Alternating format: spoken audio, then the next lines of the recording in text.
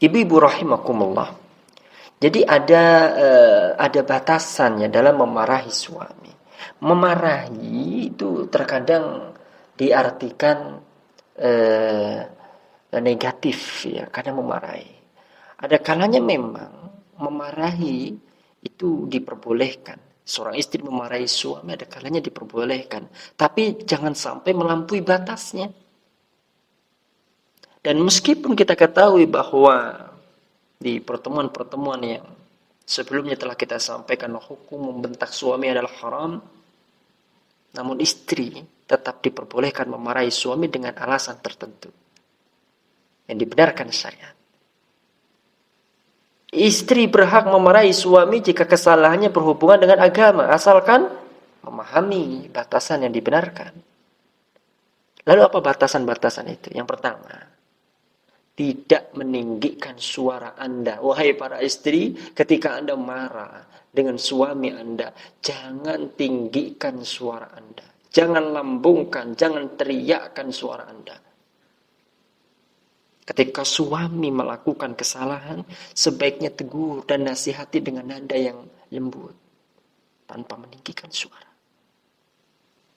Tegur dengan penuh kasih sayang. Karena teguran yang disampaikan secara lemah lembut pasti akan lebih mudah diterima. Ya, tak? Ya. Ketika ibu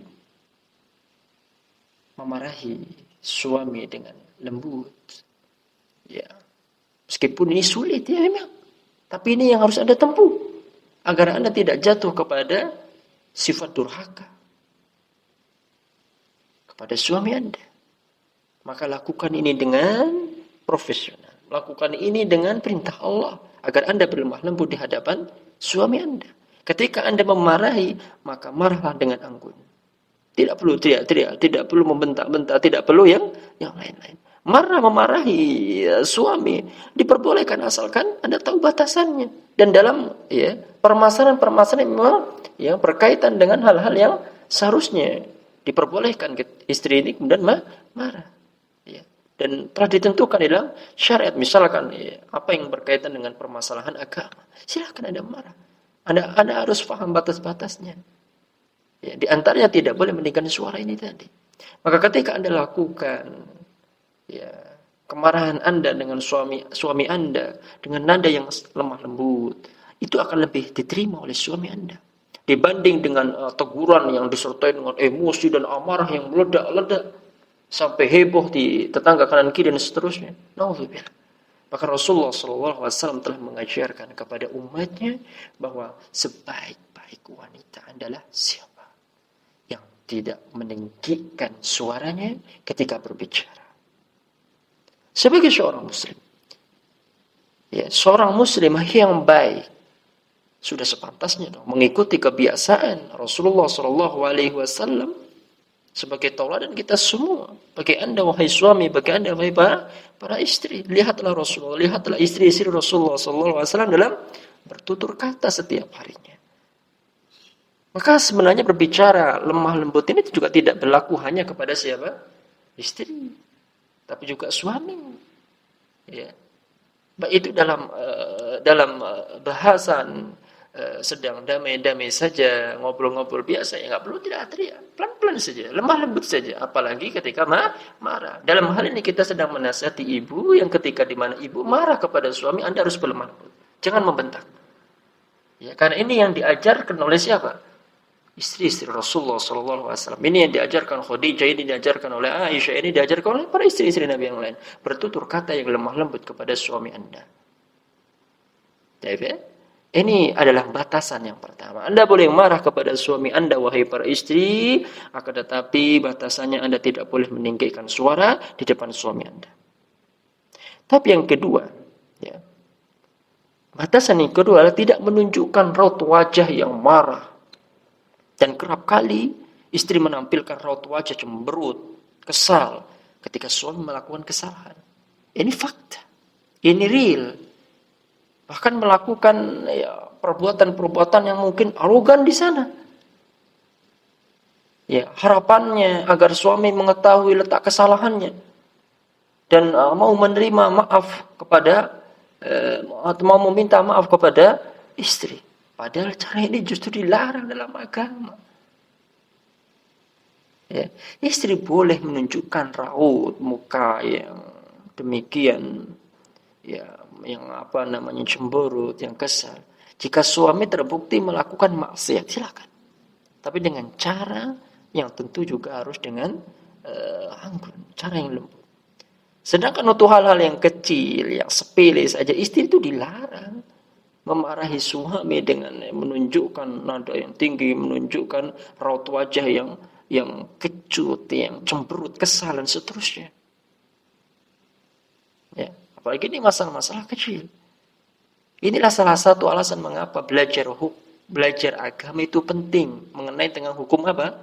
Membentak suami itu dilarang di dalam Islam. Ini penting. Ya, fikih pernikahan, fikih keluarga ini penting agar tidak terjumus pada perkara-perkara yang dibesar-besarkan dalam rumah tangga. Permasalahannya kecil saja. Ya mungkin suami lupa untuk melakukan kerjaan ini dan itu, lalu dibentaknya, lalu kemudian diapakan apa? Dicemberutin dan seterusnya. Yang sepele-sepele ini tidak perlulah ibu. Ya tidak perlu kita melakukan itu kecuali ketika suami benar-benar melakukan pelanggaran maksiat yang besar. Mungkin Anda perlu.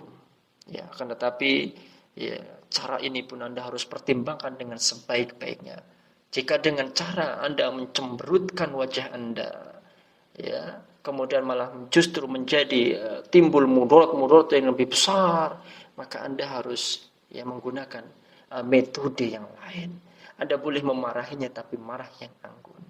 Sampaikan dengan kelemah lembutan dan ambil waktu yang tepat untuk menyampaikan apa maksud Anda, kenapa memarahinya.